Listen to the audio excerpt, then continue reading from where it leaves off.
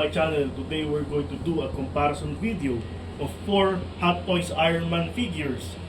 The Iron Man Mark 7, Mark 43, Mark 50, and the Mark 85.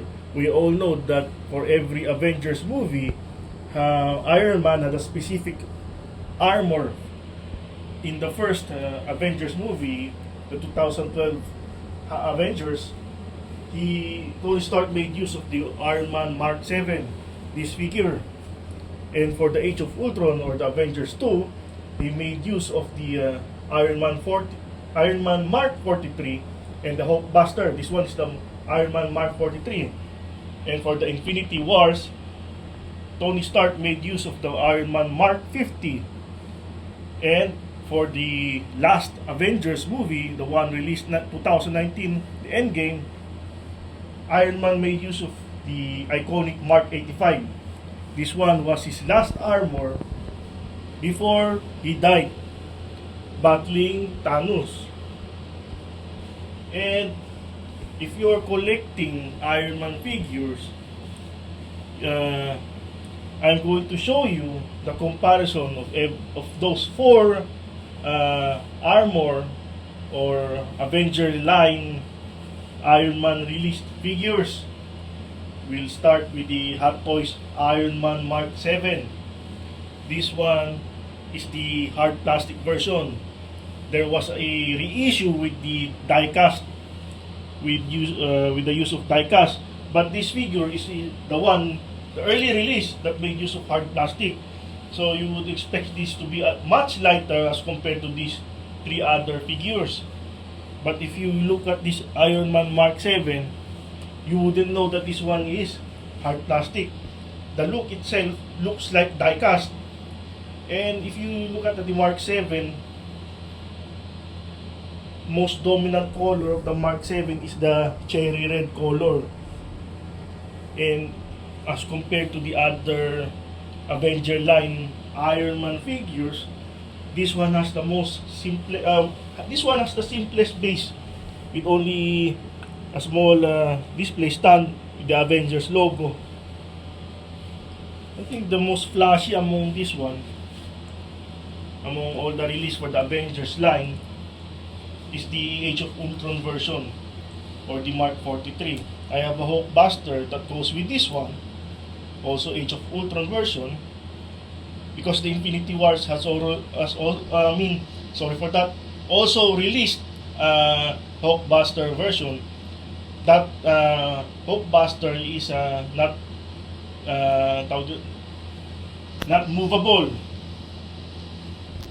not articulated, as compared to the Age of Ultron 1, much heavier, much larger, and the pose can be changed.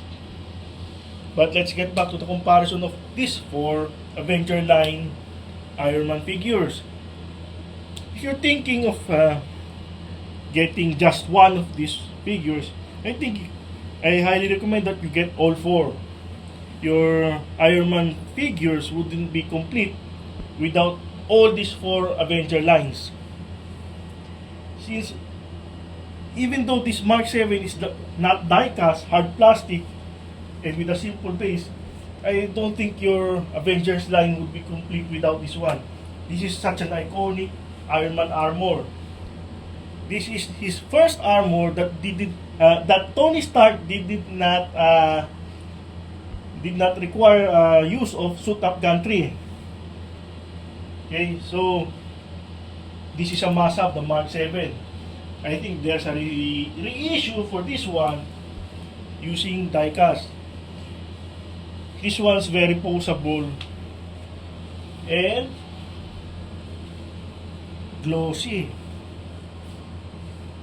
and much slimmer as compared to the other Avengers line. More dominant colors, the cherry red for the Mark 7. Now let's jump into the Mark 43 or the Age of Ultron version. I think this is a good combination of the gold part and the cherry red part of Iron Man. I think this is much more bulky as compared to this Mark 7 and even to the Mark 50. This one's such a bulky armor, and this one's made out of diecast. It has an awesome diorama as well, with even Ultron, the background, damaged Ultron. I think this one has the coolest base among the four. I like the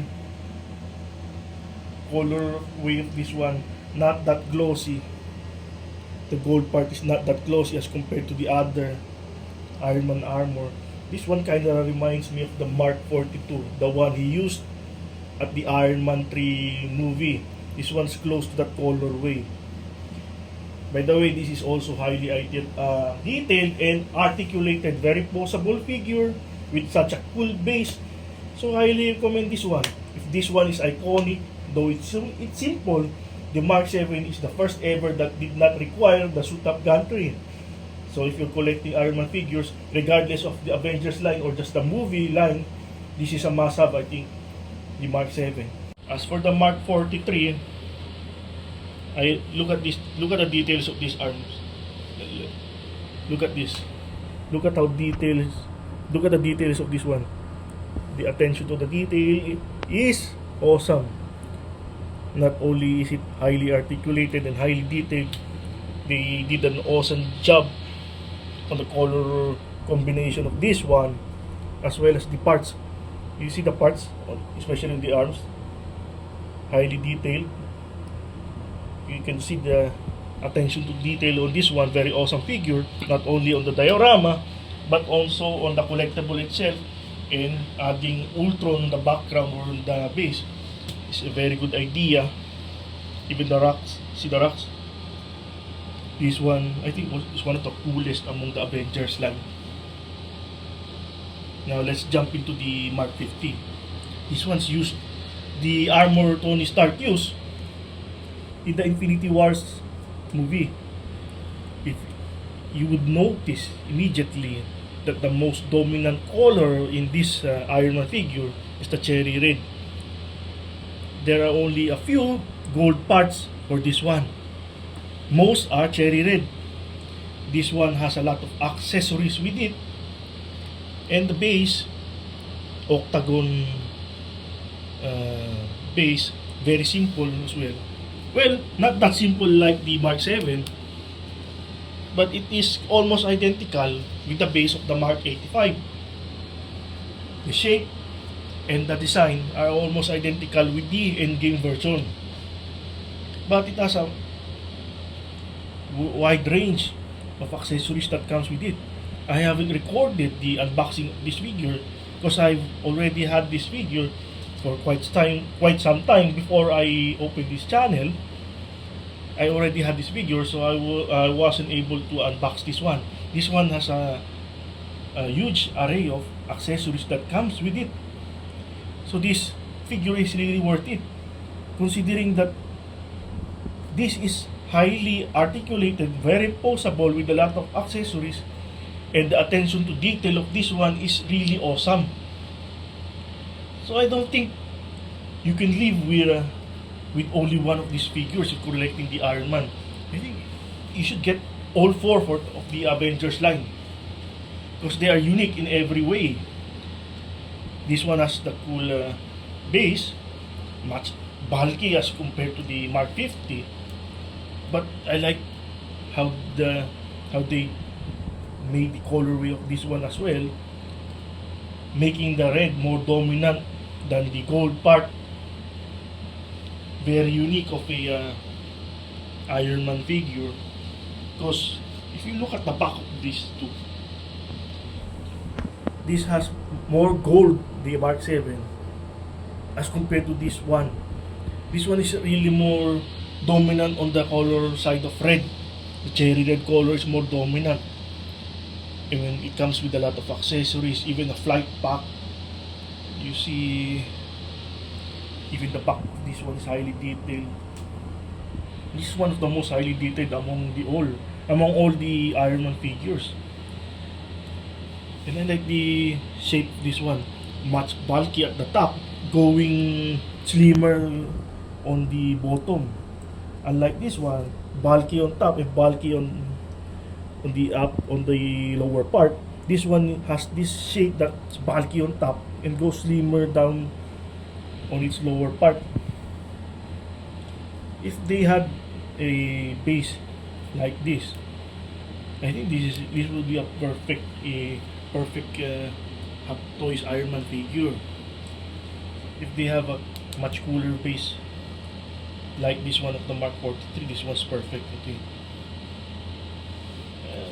Highly recommended figure as well.